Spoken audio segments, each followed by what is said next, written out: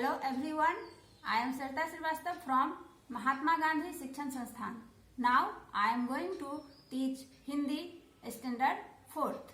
बच्चों, पिछले वीडियो में मैंने आपके पाठ्य पुस्तक मकरंद से पाठ 2 का पढ़ना और लिखना खंड समझाई थी।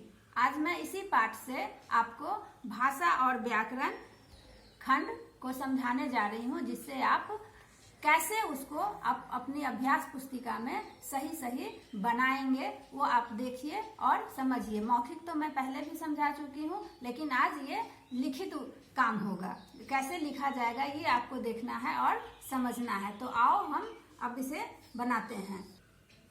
पाठ 2, 2 बैलों की कथा। व्याकरण और भाषा।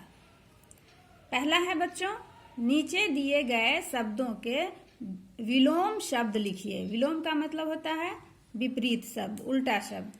कमजोर यहाँ दिया हुआ है, इसका विलोम क्या होगा? ताकतवर। मालिक, नौकर। प्रसन्न, अप्रसन्न। पकड़ना, छोड़ना। दयालु, निर्दयी। साहसी, डरपोक।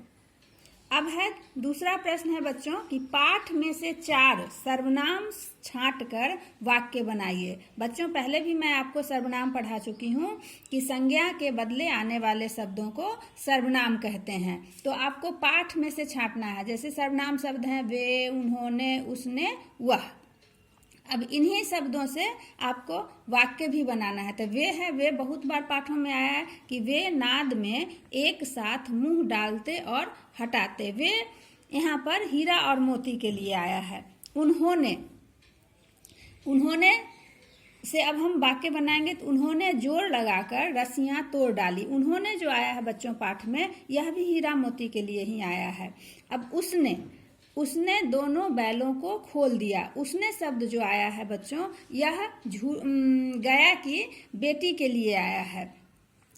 अब है वह दोनों को लेकर अपने गांव की ओर चला। यह वह शब्द जो आया है, यह व्यापारी के लिए आया है। बच्चों, आपके पाठ में दिया हुआ है कि व्यापारी जब दोनों बैलों की नीलामी करके अपने घर लेके जाता है, तो वहाँ पर वह शब्द व्यापारी के लिए आया था। तो हमने उसको छांटा कि वह दोनों को लेकर अपने गांव की ओर चला। तो इस तरह से हम सर्वनाम छांटकर वाक्य बना दिए। अब आप भी उसमें से अगर दूसरा सर्वनाम छांटना चाहते हो तो आप भी छांट के इसी तरह से वाक्य बना लोगे। अब है बच्चों कि नीचे दिए गए शब्दों के बहुवचन लिखिए। बहुवचन से आप वाकिफ ही होंगे, जानते ही होंगे। एक वचन और बहुवचन किसे कहते हैं? इसमें संख्या दर्शाया जाता है। एक ही संख्या को दर्शाने वाले शब्द को एक वचन कहते हैं और एक से अधिक संख्या को दर्शाने वाले शब्दों को बहुवचन कहते हैं। तो यहाँ घोड़ी दिया हुआ है बच्चों, तो घोड़ी से घोड़ियाँ, रस्सी से रस्सियाँ, खुशी से खुशियाँ, भैंस से भैंसें, दीवार से दीवारें और चोट से चोटें। ये बहुवचन में बदल गया। अब है बच्चों मुहावरा। नीचे दिए गए मुहावरों के अर्थ लिखकर वाक्यों में प्रयोग कीजिए। तो आप पिछली कक्षाओं में मुहावरा के बारे में पढ़े होंगे कि मुहावरे वे वाक्यांश होते हैं जिनका अपने सामान्य अर्थ के स्थान पर एक विशेष अर्थ होता है बच्चों। तो यहाँ पर दिया हुआ है जल भून जाना। जल भून जाना का मतलब होता है बच्चों क्रोध या ईर्ष्या से। तो अब इसका वास्तविक अर्थ जब हम लिखेंगे, जल भून जाना का अर्थ होता है क्रोध या ईर्ष्या। अब हमें इसका वाक्य बनाना है।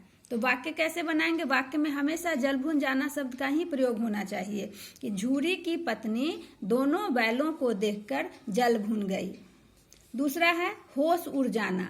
होश उड़ जाना का मतलब होता है बच्चों भय या आशंका से व्याकुल होना, डर जाना या सुध-बुध खो देना। अब यहाँ पर हम वाक्य बनाएंगे कि सांड को देखकर हीरा मोती के होश उड़ गए।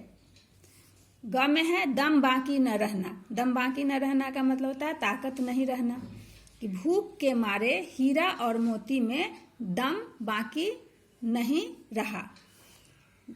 चौथा है बच्चों कचूमर निकाल देना, यानी बुरी हालत करना। हीरा और मोती ने सांड को मार मार कर कचूमर निकाल दिया। तो इस तरह से हम मुहावरा का पहले अर्थ लिखेंगे और अर्थ लिखने के बाद उन्हीं शब्दों से, उन्हीं मुहावरा वाले शब्दों से हम वाक्य बनाएंगे। धन्यवाद।